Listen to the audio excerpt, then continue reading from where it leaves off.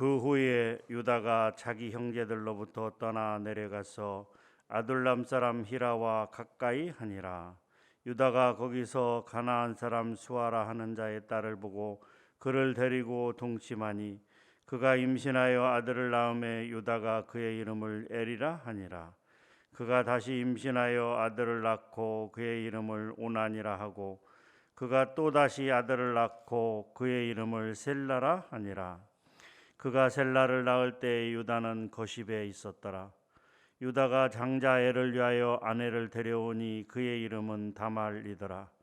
유다의 장자 엘이 여호와가 보시기에 악함으로 여호와께서 그를 죽이신지라. 유다가 오난에게 이르되 내 형수에게로 들어가서 남편의 아우된 본분을 행하여 내 형을 위하여 씨가 있게 하라. 오난이 그 씨가 자기 것이 되지 않을 줄 알므로 형수에게 들어갔을 때 그의 형에게 씨를 주지 아니하려고 땅에 설정하매 그 일이 여호와가 보시기에 악함으로 여호와께서 그도 죽이시니 유다가 그의 며느리 다말에게 이르되 수절하고 내 아버지 집에 있어 내 아들 셀라가 장성하기를 기다리라 하니 셀라도 그 형들 같이 죽을까 염려함이라. 다말이 가서 그의 아버지 집에 있으니라.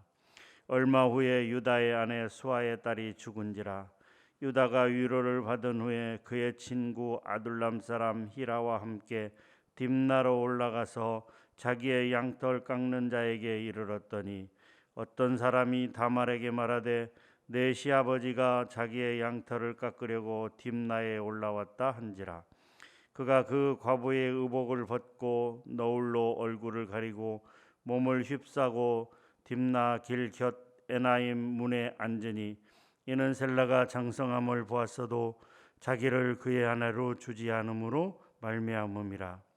그가 얼굴을 가리었으므로 유다가 그를 보고 창녀로 여겨 길 곁에서 그에게 나아가 이르되 청하건대 나로 내게 들어가게 하라 하니 그의 며느리인 줄을 알지 못하였음이라. 그가 이르되 당신이 무엇을 주고 내게 들어오려느냐. 유다가 이르되 내가 내 떼에서 염소 새끼를 주리라. 그가 이르되 당신이 그것을 줄 때까지 담보물을 주겠느냐. 유다가 이르되 무슨 담보물을 내게 주랴. 그가 이르되 당신의 도장과 그 끈과 당신의 손에 있는 지팡이로 하라. 유다가 그것들을 그에게 주르고 그에게로 들어갔더니 그가 유다로 말미암아 임신하였더라. 그가 일어나 떠나가서 그 너울을 벗고 과부의 의복을 도로 입으니라. 유다가 그 친구 아둘람 사람의 손에 부탁하여 염소 새끼를 보내고 그 여인의 손에서 담보물을 찾으려 하였으나 그가 그 여인을 찾지 못한지라. 그가 그곳 사람에게 물어 이르되 길 곁 에나임에 있는 장녀가 어디 있느냐. 그들이 이르되 여기는 창녀가 없느니라. 그가 유다에게로 돌아와 이르되 내가 그를 찾지 못하였고 그곳 사람도 이르기를 거기에는 창녀가 없다 하더이다 하더라. 유다가 이르되 그로 그것을 가지게 두라. 우리가 부끄러움을 당할까 하노라.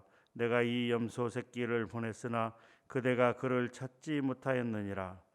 석 달쯤 후에 어떤 사람이 유다에게 일러 말하되 내 며느리 다말이 행음하였고 그 행음함으로 말미암아 임신하였느니라. 유다가 이르되 그를 끌어내어 불사르라. 여인이 끌려 나갈 때에 사람을 보내어 시아버지에게 이르되 이 물건 임자로 말미암아 임신하였나이다. 청하건대 보소서 이 도장과 그 끈과 지팡이가 누구의 것이니까 한지라. 유다가 그것들을 알아보고 이르되 그는 나보다 옳도다. 내가 그를 내 아들 셀라에게 주지 아니하였음이로다 하고 다시는 그를 가까이 하지 아니하였더라. 해산할 때에 보니 쌍태라. 해산할 때에 손이 나오는지라. 산파가 이르되 이는 먼저 나온 자라 하고 홍색실을 가져다가 그 손에 메었더니 그 손을 도로 들이며 그의 아우가 나오는지라. 산파가 이르되 내가 어찌하여 터뜨리고 나오느냐 하였으므로 그 이름을 베레스라 불렀고 그의 형 곧 손에 홍색실 있는 자가 뒤에 나오니 그의 이름은 세라라 불렀더라. 아멘. 창세기 37장부터 50장까지 내용은 요셉에 관한 내용입니다.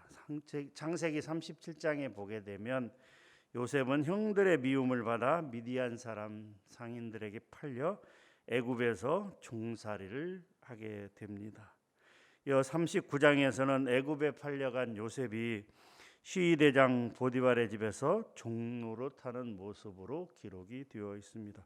그런데 이 37장과 39장 사이에 있는 38장은 요셉의 모습을 기록하고 있는 것이 아니라 유다의 모습을 기록하고 있다라고 하는 것이죠. 38장은 유다와 그의 며느리 다말에 관한 내용입니다. 38장 1절에 보면 그 후에라는 단어로 시작하고 있습니다. 이 말은 그 37장에서 그의 형제들이 요셉을 미워하여 이 상인들에게 은 20을 받고 팔아버린 일 때문에 이 유다는 몹시 마음이 괴로웠습니다. 그래서 그의 집을 떠나서 아둘람 사람 히라라는 사람을 만나서 친구로 삼고 같이 지내게 되었습니다. 그리고 그곳에서 가나안 사람 수아라 하는 사람의 딸을 맞이하여 결혼하고 엘, 오난, 셀라 이 세 아들을 얻게 됩니다. 이제 그들이 장성하자 엘을 위하여 큰아들 엘을 위하여 다말이라는 가나안 여인을 며느리로 맡게 됩니다. 그런데 그 엘은 하나님의 진노하심으로 죽게 되었습니다. 그래서 큰아들 엘이 죽자 둘째 아들 오난에게 명하여 당시 가나안 풍습에 따라 형수를 잇는 그런 가나안 풍습에 따라서 형수를 아내로 취하게 됩니다. 그런데 오난도 하나님 앞에 악함으로 하나님께서 죽였다라고 기록되어 있습니다. 그래서 셋째인 셀라가 남았는데 그 셀라도 같이 죽을까 염려하여 유다는 며느리 다말에게 친정에 가서 이제 셀라가 장성할 때까지 기다리라 이렇게 이야기합니다. 또 얼마의 시간이 흐른 후에 이 유다의 아내인 수아의 딸이 죽게 되었습니다. 그리고 이제 딥나에 올라가서 양털 깎는 일에 관여를 하게 됩니다. 당시 양털을 깎는 일은 굉장히 수확의 기쁨을 누리는 날로서 잔치를 벌이는 그러한 일이었습니다. 돌아오는 길에 한 창녀를 길 곁에서 한 창녀를 만나게 됐고 그 들어가는 비용으로 염소 새끼를 약조했습니다. 그리고 당장에 염소 새끼가 없기 때문에 그 담보물로 도장과 끈 그리고 지팡이를 맡기고 들어간 후에 나중에 염소 새끼를 지불하고 그 담보물을 찾고자 하였으나 그 창녀를 만나지 못했습니다. 그곳에는 창녀가 없다는 이야기를 들었게 된 거죠. 석 달쯤 후에 며느리 다말이 행음하여 임신하였다는 소식을 듣고 불에 사르려고 했으나 그 다말이 그 도장과 끈과 지팡이를 준 그 사람이 담보물로 준 그 사람이 아이의 아빠라고 이야기를 하게 되고 그것이 자기의 것임을 한 유다는 다말이 자기보다 더 옳다 하고 그 다음부터 그 다말을 가까이 하지 아니하였다라고 하면서 자신의 어리석음을 탓하게 되었습니다.